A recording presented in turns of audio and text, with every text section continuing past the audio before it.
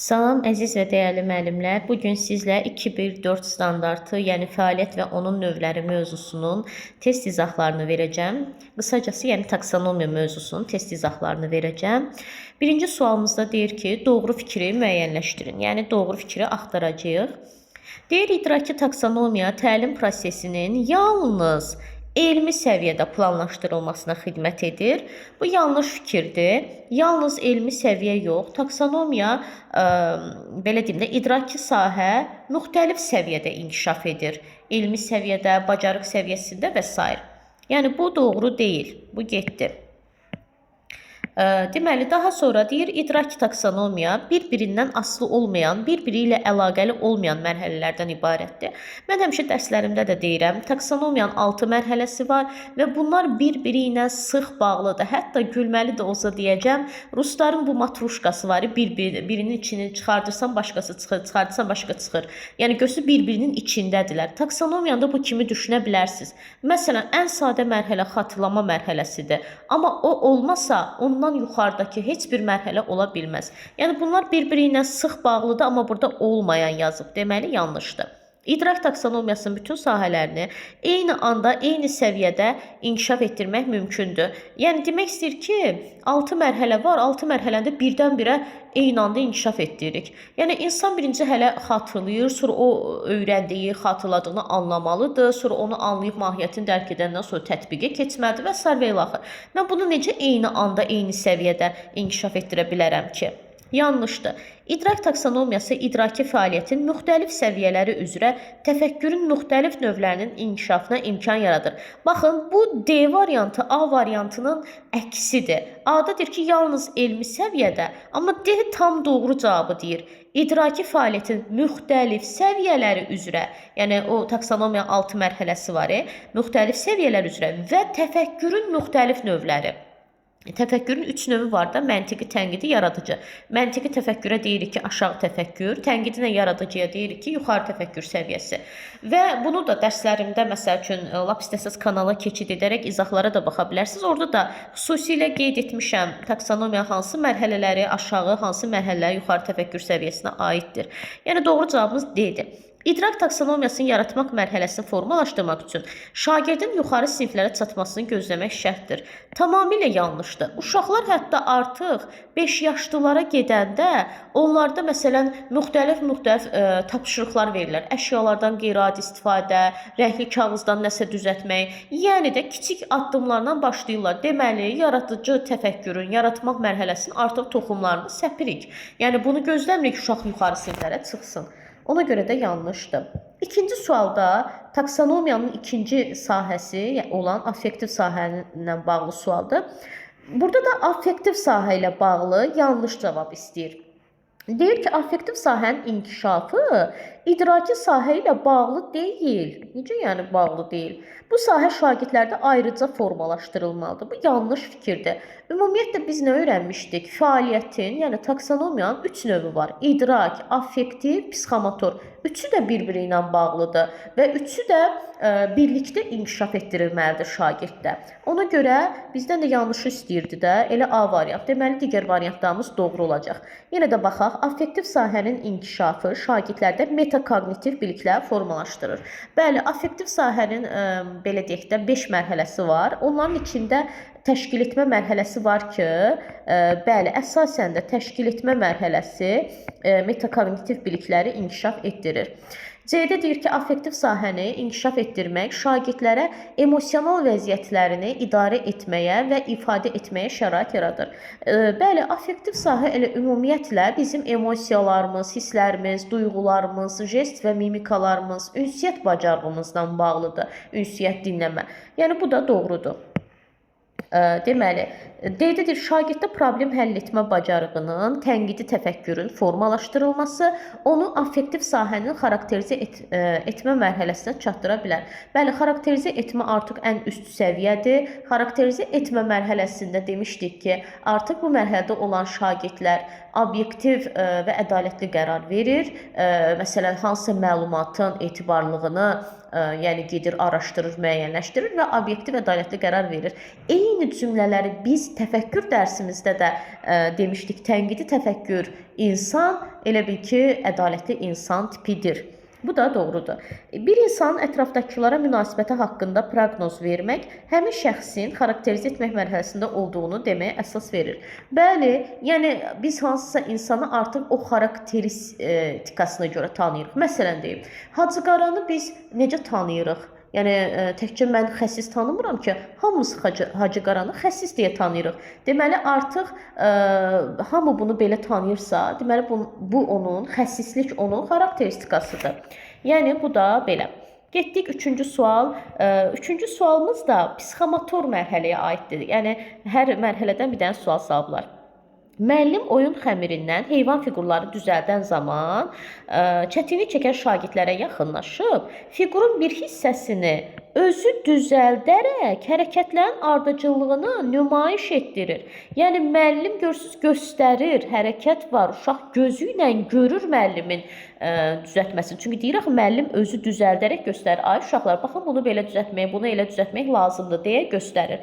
Əgər uşaq gözü ilə görüb sonra onun eynisini edirsə, bu hansı mərhələ idi? İmitasiya. Getdik 4-cü sualımız.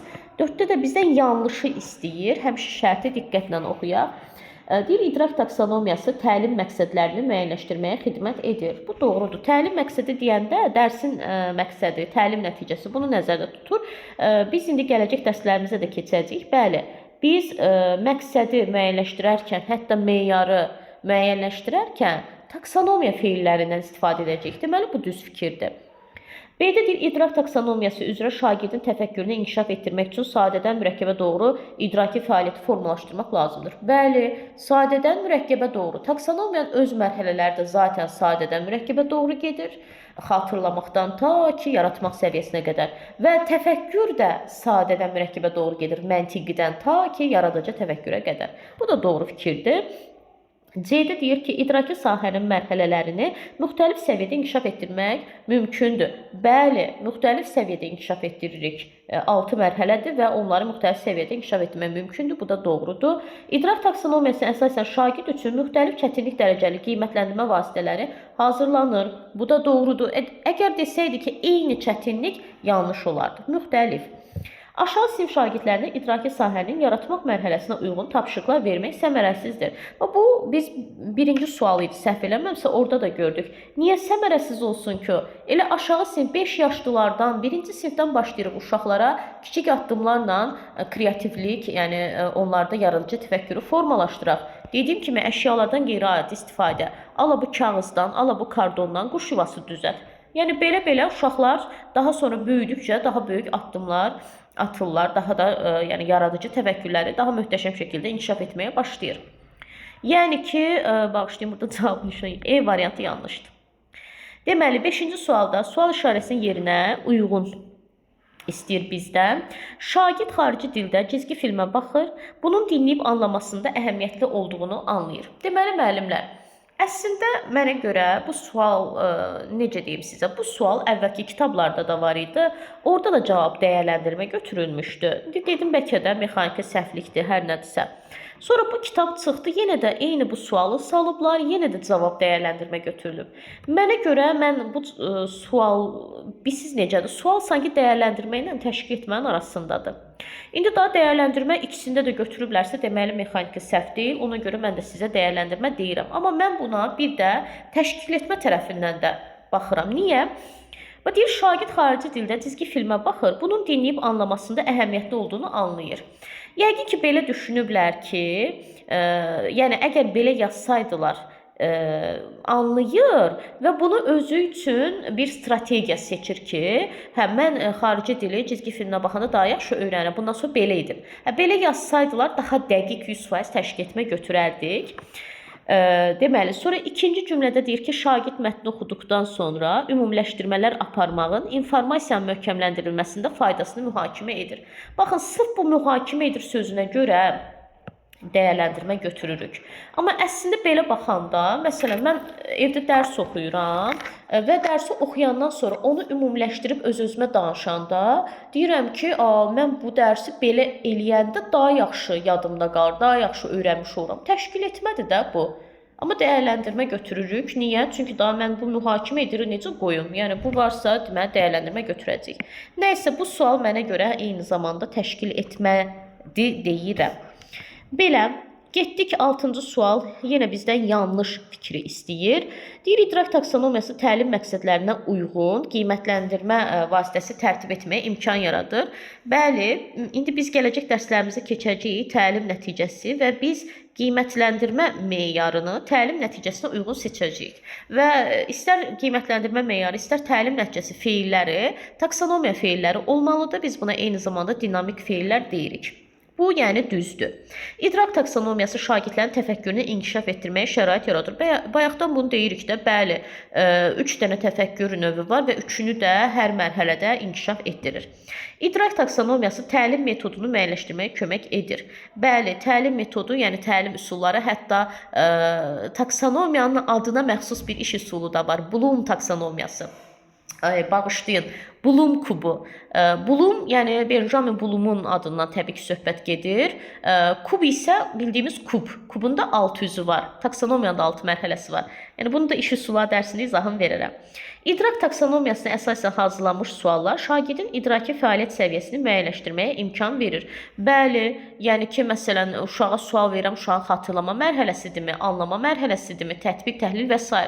Bəli, onu müəyyənləşdirməyə imkan verir. Mən, məsələn, uşağa demişəm ki, gəl mənə Osmanlı dövlətini danış. Uşaq onu mənə danışdı. Aha, bilirəm də, öyrənib, xatırladı, danışdı. İndi deyirəm ki, məsəl üçün, bunu mənə öz sözlərindən danış. Bilmək istəyirəm, görüm uşaq dərsi anlayıb, yoxsa yox. Danışa bilirsə, deməli anlayıb. Və s. və ilaxır. Yəni ki, mən neynəmiş oldum? Şagirdin idraki fəaliyyət səviyyəsini müəyyənləşdirə bildim. Edir ki, idrak taksonomiyasının əsas məqsədi şagirddə tənqidi təfəkkür formalaşdırmaq. Təkcə tənqidi deyə bilmərik axı. Hətta bura yazsaydı ki, təkcə məntiqi ya da yaradıcı yenə yanlış olacaqdı. Ümumiyyətlə təfəkkürü formalaşdırmaqdır. Elə təfəkkürün 3 növünü də. Ona görə də bizdə E variantı yanlışdır. Getdik 7-ci suala.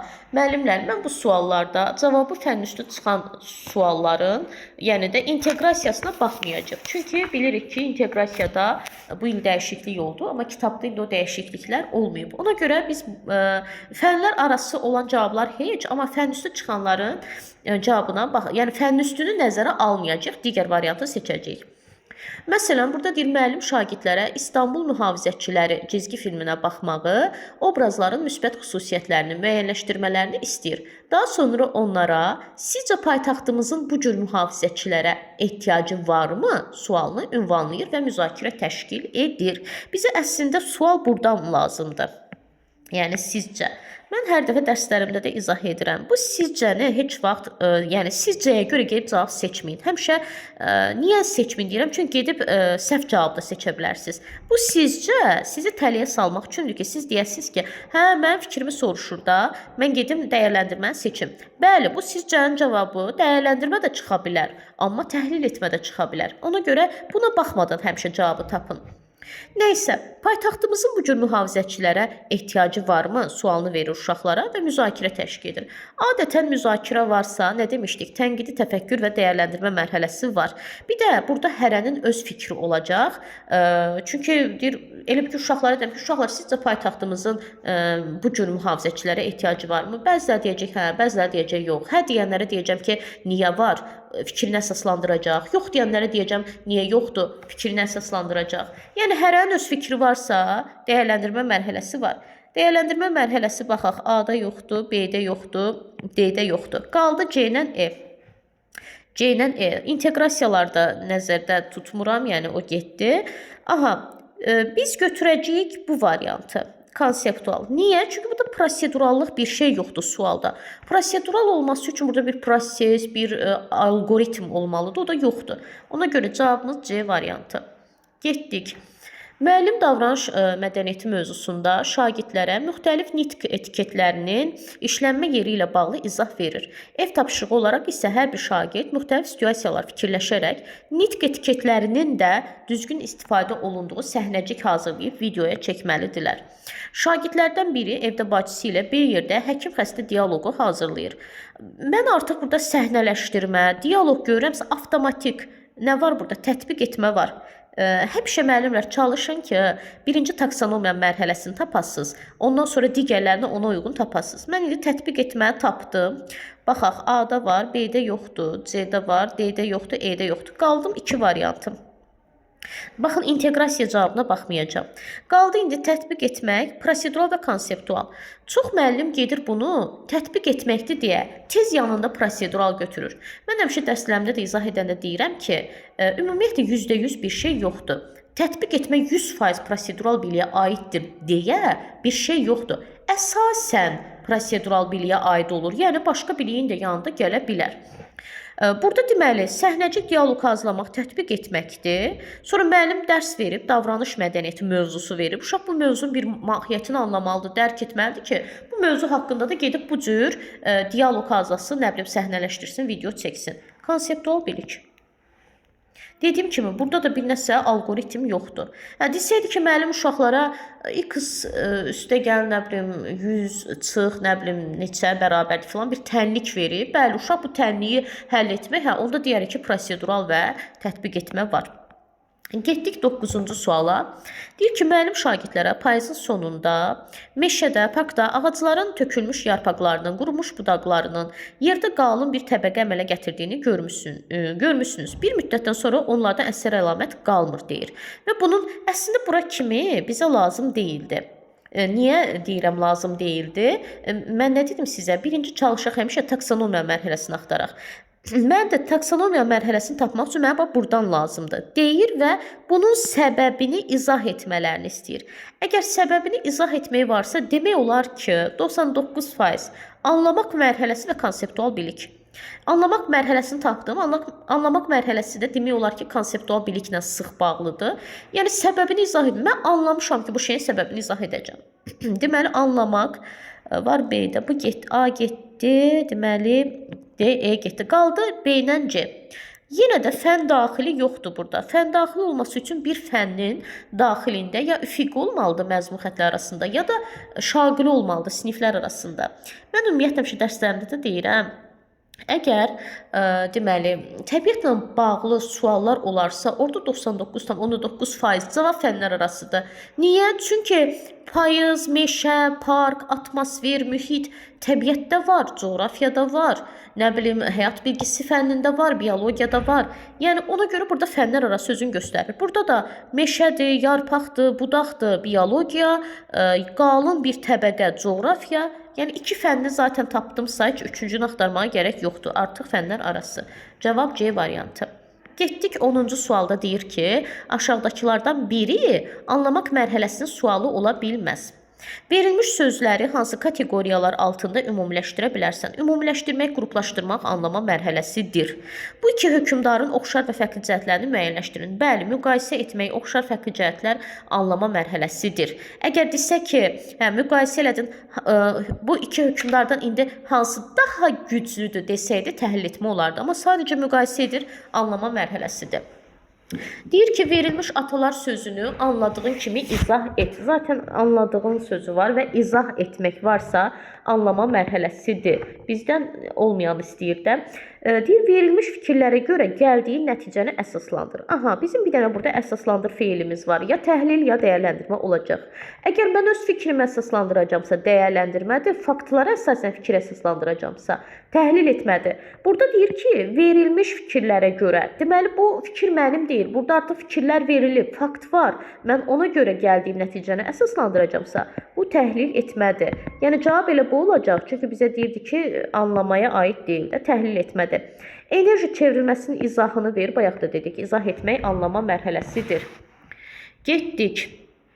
Deməli 11-ci sual. Şagirdlər şarlardan, şirə çöplərindən və plastik su şüşələrindən istifadə edərək tənəffüs prosesinin modelini hazırlayırlar. Aha, artıq nəyisə hazırlamaq var, proses var. Beləliklə havanın ağciyərlərə daxil olmasını və oradan xaric edilməsini nümayiş etdirirlər. Aha, yenə də bizdən bilik və taksonomiyanı soruşur. Baxın, elə açıq-aydın görürəm də, deyir, tənəffüs prosesinin modelini hazırlayırlar. Burada artıq bir ardıcıllıq var, nəsə hazırlamaq var. Yəni, deməli, baxaq görə, prosedural tətbiq etmək.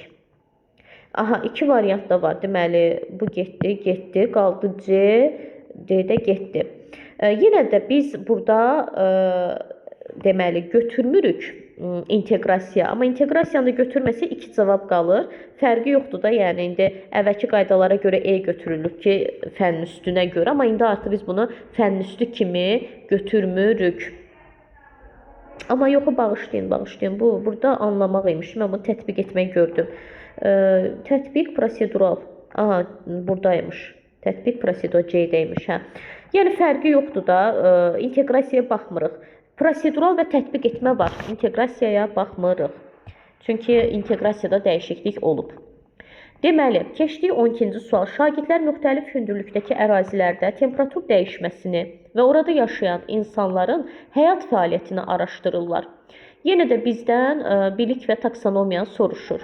Baxın, burada şagirdlər araşdırır. Əgər desəydi ki, araşdırıb hansısa nəticəyə gəliblər, bu zaman təhlil etmə olardı. Amma bu sadəcə araşdırır. Bu, deməli, anlamaq mərhələsidir.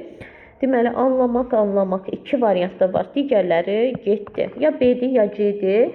Aha, fənlər arası inteqrasiyada var. Niyə?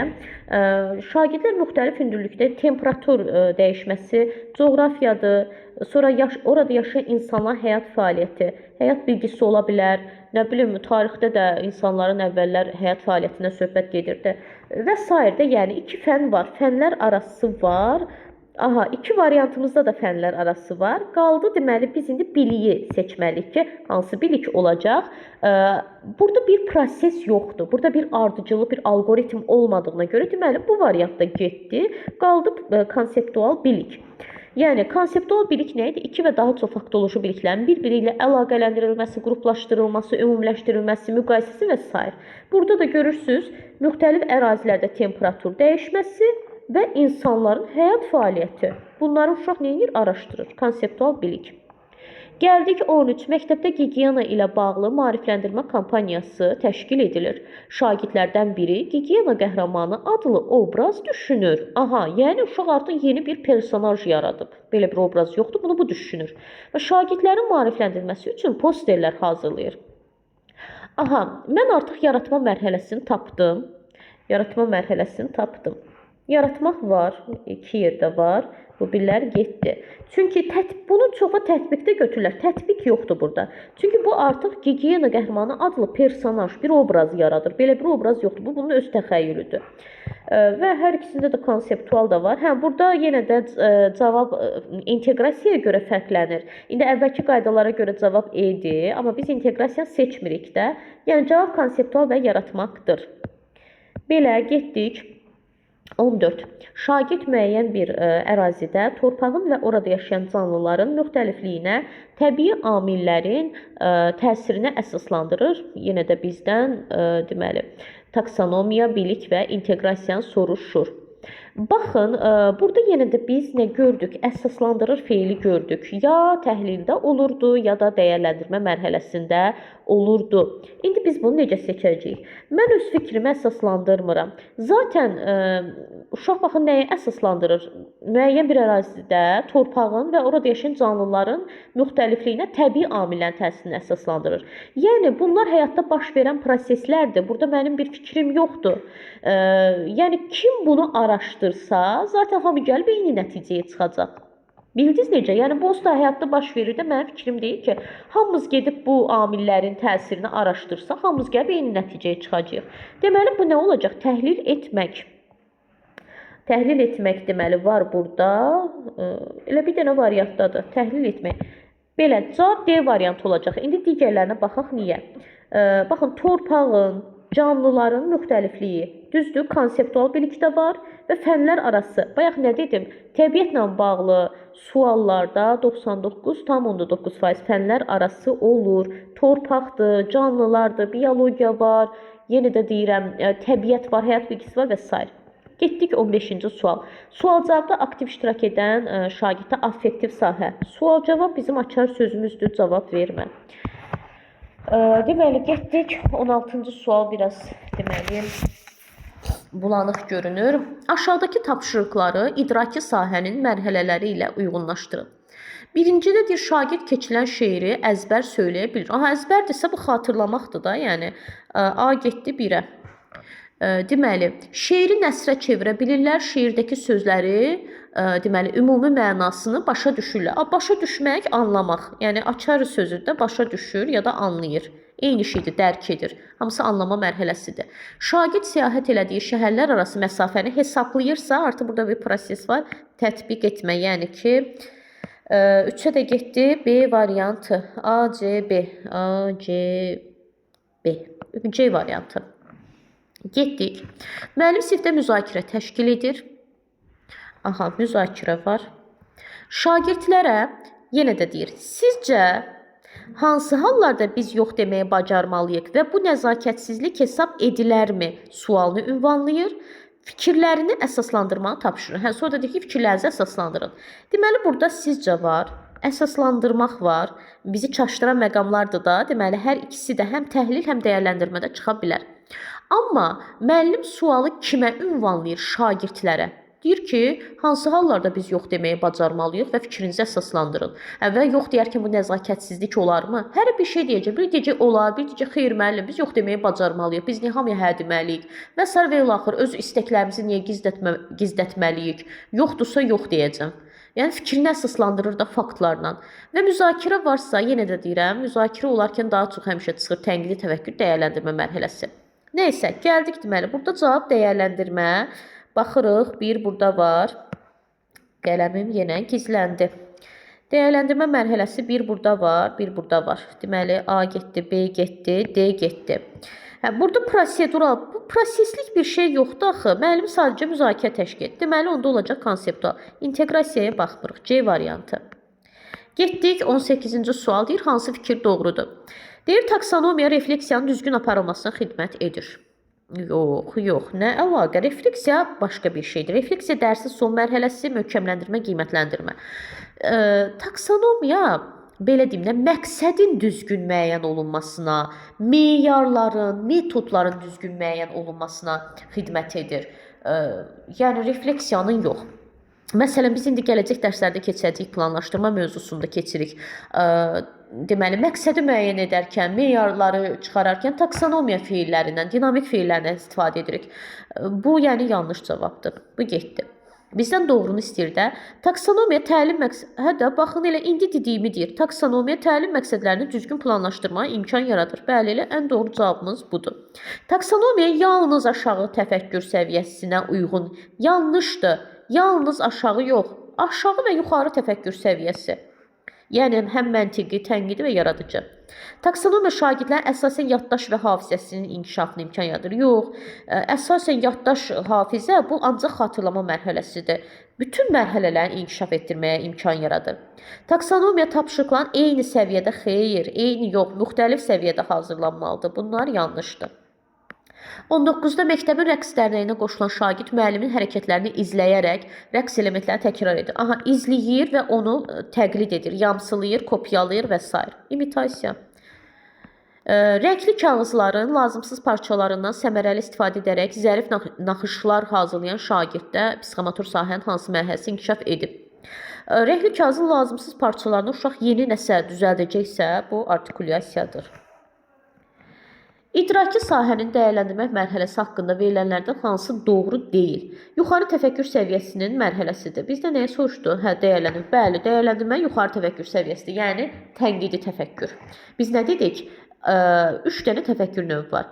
Məntiqi, tənqidi, yaradıcı. Məntiqi aşağı təfəkkür səviyyəsidir. Tənqidi də yaradıcı yuxarı təfəkkür səviyyəsidir. Dəyərləndirmək də demək olar ki, tənqidi təfəkkürlə iki qardaşdılar. Bu düzdür. Bu getdi, bizdən yanlışı istəyir. Meyarlar və standartlar arasında mühakimə etmək kimi xarakterizə edilir. Bəli, mühakimə etmək elə dəyərləndirmə mərhələsinin açar sözüdür. Müəyyən mövqeyi yaxud qərarı əsaslandırmağı tələb edir. Bəli, hansısa mövqeyini və yaxud da qərarı biz əsaslandırırıq, biz münasibət bildiririk, biz mühakimə edirik və s. Əldə olunan ideyanın məntiqiliyini yoxlamağı tələb edir. Bu da doğrudur. Yoxlamaq, qiymətləndirmək, dəyərləndirmək. Müəllifin mövqeyi. Elə yanlış cavab edir. Müəllifin mövqeyi dəyərləndirmək yox, təhlil etmək mərhələsidir. Bu getdi ecab.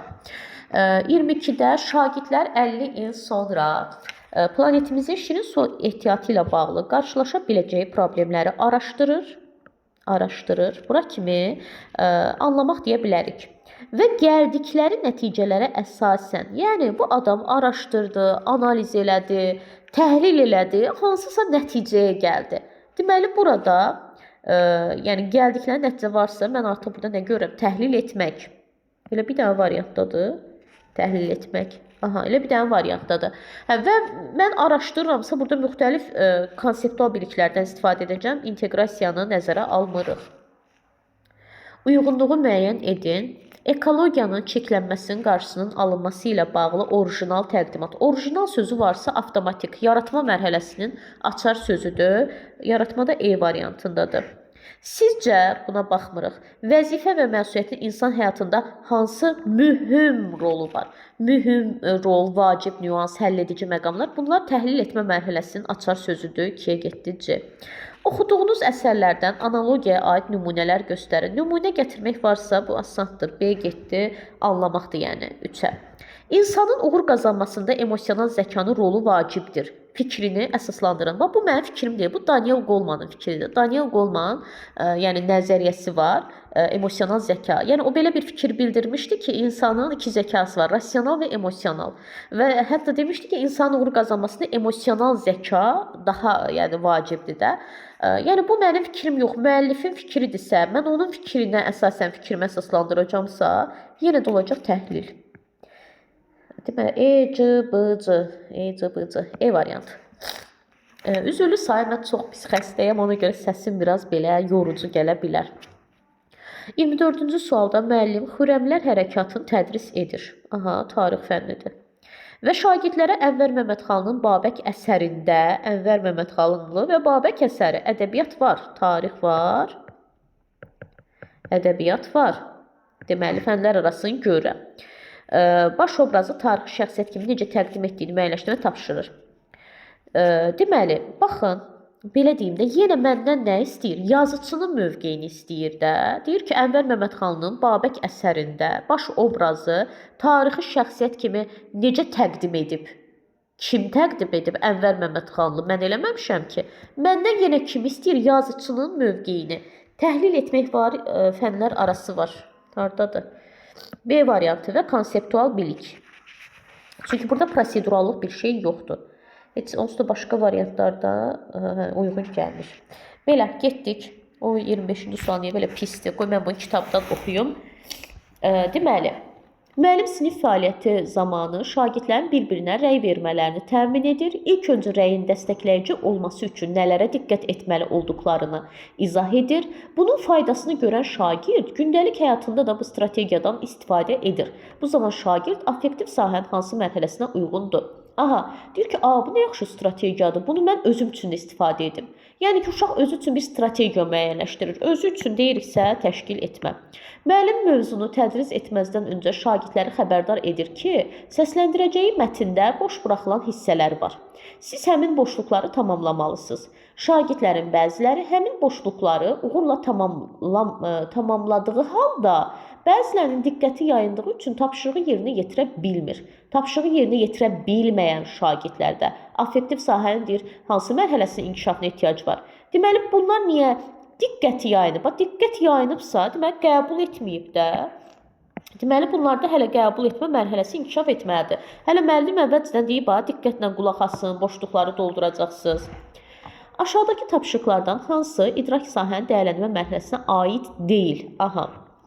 Heyvanlardan təcrübi məqsədlərlə istifadə olunmalıdırmı mövzusunda debat varsa dəyərləndirmə var. Verilmiş maddələri fiziki və kimyəvi xüsusiyyətlərinə görə müqayisə et. Elə budur da, müqayisə varsa anlamaqdır. Anlamaq mərhələsi. Cavab bu olacaq. İkinci Dünya müharibəsində SSR-nin mövqeyinə münasibət bildir. Kim bildirsin mən? Yəni dəyərləndirmə. Mənəvi əxlaqi dəyərlərinin cəmiyyət üçün əhəmiyyəti barədə mühakimə yürüt. Kim yürütsün mən? Benzin istifadəsinin təbiətə ziyanı ilə bağlı mövqeyini bölüş arqumentlər gətirir. Yəni mən öz mövqeyimi bildirəcəm və faktlar gətirəcəm. Yəni dəyərləndirmə mərhələsidir. Bir dənə B anlamaqdır. Müəllim dərsdə sual-cavab sessiyası üçün qaydalar müəyyən edir. Şagirdlər qaydaları bilsələr də onlara riayət etmirlər. Ona görə də müzakirə zamanı xaotik səs-küy yaranır. Bəli, burada cavab vermədi. Yəni müəllimin qoyduğu qaydaya əməl etmir, cavab vermir də, yəni saymır müəllimi. Müəllim şagirdlərin təhlükəsizlik qaydalarına nümunələr gətirmə. Nümunə gətirmə varsa anlama mərhələsidir. Yəni bu daha asandır. 30-da şagird canlı qalıqlarının fiziki quruluşunu nümunələrlə izah edib. Baxın yenə də nümunələrlə izah etmək varsa anlamaq mərhələsidir. Elə bu qədərdir də. Verilmiş tapşırıq əsasən nəsə bunu tapırıq. Deməli, nümunələrlə izah varsa anlamaq, zaten anlamaq mərhələsi konseptualla sıx bağlı olduğuna konseptual və fənlər arası. Niyə fənlər arası? Yenə də burada canlı qalıq, yəni biologiya və coğrafiya var. Canlı qalıq, fiziki quruluş, iki fən var. İdraki sahənin tətbiq etmə mərhələsi ilə bağlı fikirlərdə hansı yanlışdır? Prosedural biliklə də əlaqəli olur. Bəli, biz demişdik ki, tətbiq etmə əsasən prosedural biliklə əlaqəli olur. Bu düzdür, götürmürük. Həm əvvəlki, həm də yeni taksonomiya variantında eyni sırada yer almışdı. Bəli, əvvəlki deyəndə, belə deyək, dərslərimdə bunu izahını verirəm. Bir var, Benjamin Bloom 1956-cı ildə taksonomiyanı isimlərdən ibarət yazmışdı. Bir də yaratmağın adı sintezi idi. Bir də yaratmaqla dəyərləndirmənin yeri dəyişik idi. Sonra onun tələbələri Andersonla Krasvoll 2000-ci illərdə gəldi, taksonomiyanı dəyişiklik etdi. İsimləri feil elədi, sintezin adını dəyişib yaratmaq qoydular və dəyərləndirmə düşdü 5-ci sıraya, yaratmaq qalxdı 6-cı mərhələyə. Amma tətbiq etmə görsünüz yenə də orada da, burada da 3-cü yerdədir. Onu demək istəyir. Düzdür. Anlama mərhələsi ilə sıx bağlıdır. Bəli, zaten anlamaqdan sonraki mərhələdir də. Zaten anlamaq olmasa tətbiq etmə olmaz. Yəni insan anlayır, sonra gedir, tətbiq edir. Düzdür. Taksonomiyanın aşağı təfəkkür səviyyəsinə aiddir. Bu da düzdür. Yenə də deyirəm, dərslərimdə onu daha geniş şəkildə izahını vermişəm. Şagirdlərdən yeni həll yolu yaratma mərhələsidir də, budur. Bir dəqiqə müəllimlər. Deməli, 32. Əlinin planlaşdırılmış işi şəraitə və vaxta uyğun səmərəli şəkildə dəyişə bilməsi, komandanı məqsədə çatdırmaq üçün motivasiya etməsi ilə seçildiyi üçün bu yarışda da onu lider seçdilər. Yəni buna həmişə lider seçiblər. Çünki bunun yaxşı deməli motivasiya etmə, liderlik bacarığı var. Bu dəfə də onu seçdilər. Deməli biz əlini xarakterinə görə necə tanımışıq? Yəni xarakterizə etmə mərhələsidir. Getdik. 33. Şagird sevimli musiqi növünün araşdırılması ilə bağlı məlumatı barqrafın köməyi ilə təqdim edir. Barqraf çəkmək, cədvəl çəkmək, sxem çəkmək bunları tətbiq etmədi. Öyrənib indi onu tətbiq edir. Müəllim sinifdə çaldıran döyüşünün Azərbaycan və ümumtürk tarixinə təsiri mövzusunda debat. Debat varsa, nə demişdik? Demək olar ki, dəyərləndirmə mərhələsi. Təfəkkür soruşsa, tənqidi təfəkkür. Müəllim şagirdlərə alternativ enerji mənbələrinə istifadəyə aid layihə hazırlamağı tapşırır. Layihə varsa yaratmaq yəni mərhələsidir. Təfəkkür olaraq yaradıcı təfəkkür. Aşağıdakı suallardan hansı xatırlamaq mərhələsinin sualı ola bilməz? Biz bilirik ki, xatırlama mərhələsi faktoloji biliklərdir də. Yəni yadımıza salıb cavab verməliyik. Deyir ki, Waterloo döyüşü nə vaxt baş vermişdi? Mən neyəcəm, yadıma salacağım, deyəcəm ki, 1815-ci il. Əgər səhv etməmsə 1815-dir.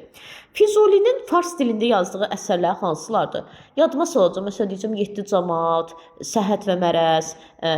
Müəllimlər, ixtisasım deyil, əgər səhv deyirəmsə bunu yorumlarda düzəldə bilərsiniz. Yəni yadımda qalanları deyirəm. Dünyanın ən yüksək zirvəsi hansıdır? Everest. Görürsünüz, yəni xatırlayıram, konkret cavabı deyirəm. Şeiri əzbərləməyin üçün hansı yollardan istifadə daha doğru olar? Aha, Burada artıq xatırlama mərhələsinə aid bir şey yoxdur. Nəyi xatırlayacağam? Bir hansı yollardan istifadə etmək doğru olar? Bir yol deyəcəm də. Yəni burada faktoloji bir şey yoxdur. Şah İsmayıl Xətainin hakimiyyəti dövründə hansı islahatlar aparılmışdır? Yəni aparılan islahatları sadalayıram. Xatırlama mərhələsi. Müəllim müzakirə şəklində dünyada içməli su çatışmazlığı mövzusunda, deməli yenə müzakirə var, mövzusunda dərs təşkil edir. Qarşıya qoyulan məqsəd şagirdin bu məsələyə münasibətini bildirməyini, təmin etməkdən ibarətdir. Kim münasibət bildirəcək? Şagird. Yəni dəyərləndirmə mərhələsi. Verilən tapşırıqlardan biri idraki sahənin tətbiq etmə mərhələsinə aiddir. Deməli, tətbiq etmə. Verilənlər arasında yanlış hökmü müəyyənləşdir. Bu olacaq anlamaq. Burada sadəcə yanlış hökmü müəyyənləşdirirəm. Bu getdi. Tətbiq etmə axtarıq. Əldə etdiyim məlumatlar əsasında təlimat hazırla. Artıq əldə etmişəm, öyrənmişəm, təlimat hazırlayıram. Əldə etdiyim məlumatlar əsasında ya. Görsün, özümdən yeni bir şey qoymuram. Özümdən edəndə yaratmaqdır. Amma əldə etdiyim, əlimdə nəsə var, ona baxıb nəsə düzəldirəm, hazırlayıramsa, bu tətbiq etməkdir. Verilənləri qruplaşdır, anlamaq. Nə bilim, təqdim edilən anlayışları ümumiləşdir, qruplaşdır, müəyyənləşdir, köhnə biliklər ilə yeni biliklər arasında əlaqə qurub. Bunlar hamısı anlamaq mərhələsidir. Düzdür, bir dənə müəyyənləşdir feilinə aldanmayın, o demək olar hamısında özünü göstərir. Şagird riayət etməli olduğu nizam-intizam qaydalarını sadalayır. Qaydanı bilsin ki, sadalasında yadına salır ki, hansı qaydalar var idi, filan. Xatırlamaq. Şagird insan həyatı üçün əlverişli təbii amilləri deməli, qruplaşdıraraq təsvir edir. Bayaq nə dedik? Qruplaşdırmaq. Deməli, anlamaq mərhələsi. Mədəniyyətlər arası münasibətlərdə əxlaq və davranış normalarının ümumbəşəri əhəmiyyətini qiymətləndirir. Qiymətləndirir, dəyərləndirir. Yəni, hərə bir cür qiymətləndirir də. Dəyərləndirmə mərhələsi. Həm də qiymətləndirmək dəyərləndirmənin belə deyək də sinonimidir. Açar sözüdür. Eskalatordan istifadə zamanı təhlükəsizlik qaydalarına riayət edir. Artıq yəni icra edir, tətbiq etmək. Duzlu göllərin yaranmasının səbəbini izah edir. Baxın, səbəbini izah etmək anlamaq mərhələsidir. Bunu bayaqdan dəfələrlə dedik. Dünyanın dərk olunmasına dair elmi və dini dünya görüşlərinin deməli izahını verir. Bax, yenə də izahını verir, anlamaq mərhələsi. Şagirdlər həyətdəki müxtəlif obyektlərə əsasən üfüqün cəhətlərini müəyyənləşdirirlər. Deməli, bu uşaqlar üfüqün cəhətini öyrəniblər dərsdə. Daha çox məncə coğrafiyada olur da. Sonra gedirlər, indi sınaqdan keçirlər. Həyətdə tutam dururlar, ağacın yanından onun yerini təyin edirlər. Yəni, artıq tətbiq etmə mərhələsidir. Bostan bitkilərinin şəkillərini çəkməkdə çətinlik çəkən şagirdlər müəllimin şifahi təlimatından sonra şəkil çəkirlər. Şifahi təlimat, yazılı təlimat, ümumiyyətlə təlimat, müəllimin göstərişi, bunlar manipulyasiyadır.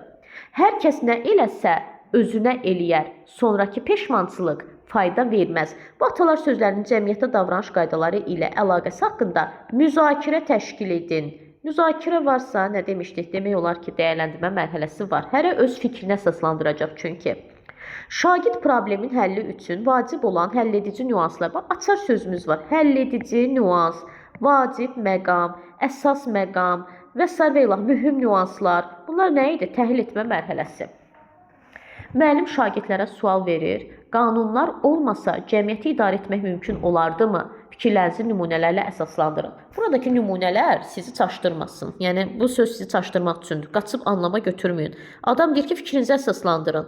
Kim şagird əsaslandıracaq? Bir dənə sual verir. Qanunlar olmasa cəmiyyəti idarə etmək mümkün olar. Bir deyəcək, hə, bir deyəcək, yox. Hə deyənə deyəcəm ki, necə idarə etmək olar? Nümunə gətirməlidir, fakt gətirməlidir. O birisi deyəcək ki, yox, nə danışırsınız? Qanun olmasa cəmiyyəti idarə etmək olar. Aləm dəyər bir-birinə. Görürsünüz, fakt gətirdi. Yəni, dəyərləndirmə mərhələsi. Şagird raket toxuyan zaman öyrəndiyi yeni texnikanı davamlı sınaqdan keçirir, məşq edir. Bu dəqiqlik mərhələsidir. Şagird verilmiş hadisənin baş verməsinə təsir edən əsas səbəblər ilə ikinci dərəcəli faktorları ayırd edir. Ələkdən keçirir. Bu əsas, bu da ikinci dərəcəli faktorlar. Mən həmişə nümunə kimi çəkirəm. Təhlil etməyə bu cür yadda saxlayın. Elə bilin ki, umacılı halva bişirəcəksiniz. Onun ununu neynirlər? Ələkdən keçirirlər. O xırda toz kiminə ayırırlar qırağı. Ələyin içində qalan xırda qırıntıları da ayırırlar qırağa. Yəni, bax, bu da əsas səbəb və ikinci də təhlil etdim də, ələkdən keçirdim. Şagirdlər Cəlil Məmmədquluzadənin Ölülər əsərində o dövrün cəmiyyətinin özünəməxsus xüsusiyyətlərinə münasibət bildirirlər. Kim münasibət bildirir? Şagird. Deməli, nə olacaq? Dəyərləndirmə. Yeni aldığı Lego oyuncağını qutudan çıxan təlimata əsasən, yazılı təlimat, manipulyasiya. İş zamanı alətdən sərbəst şəkildə istifadə etmək üçün çalışan şagirddə psixomotor sahənin hansı deməli mərhələsi formalaşıb. Deməli, sərbəst şəkildə deyir, iş zamanı alətdən sərbəst şəkildə istifadə edir. Dəqiqlik. Yəni nə imitasiya edir, nə manipulyasiya, kim nəsə göstəriş alır, nə kiməsə baxmır. Yəni özü müstəqil və sərbəst şəkildə edib dəqiqlik. Şagird qız qalasının dəfələrlə kiçildilmiş maketini hazırlayır. Bunu çox adam gedir, yaratmaq götürür. Ay müəllimlər, biz burada axı heç nəyi yaratmırıq. Qız qalası var da. Baxıram, maketini hazırlayıram. Baxıram, şəklini çəkirəm. Bu nə olacaq? Tətbiq etmə. Öyrəndiyimə əsasən nəsə edirəmsə tətbiq etmədir. Var olan bir şeydir də. Mən yaratma o zaman ola bilər ki, yox olan bir şey, yoxdur o şey. 56. Şagird tədbir və yarışlarda həmişə sinfi çox gözəl dizayn edir. Həmişə çox gözəl dizayn edir. Bu adam artıq professionaldır. Təbiiləşmə. Müəllim dinləmə mətni üzrə işin icrasına başlamamış şagirdlərə tapşırır ki, qeydlər aparsınlar. Bu onlara tapşırıqların icrası zamanı kömək edəcək. Deməli, diqqətlə dinləmək, qeyd götürmək, qəbul etmə mərhələsində elə iki açar sözü var. Müəllim dərsi izah etdikdən sonra sinfə müraciət edir. Suallarının olub-olmadığını soruşur. Nərgiz anlamadığı məqamlarla bağlı suallarını müəllimə deyir, izahını xahiş edir. Cavab vermə. Sual-cavab varsa cavab vermə mərhələsidir. Şagirdlər ekskursiya zamanı yağışa düşdülər. İslanmamaq üçün özlərinə müvəqqəti xarakterli sadə sığınacaq düzəltdilər. Yəni nədənsə sadə sığınacaq düzəltdilər. Bu artikulyasiya mərhələsidir. Şagird klaviaturaya baxmadan rahatca Word proqramında mətin yığır. Yoldaşları onu bu işin peşəkarı hesab edirlərsə, təbiiləşmə mərhələsidir. Belə müəllimlər, deməli, bu dərslə də bağlı test izahımız bitdi.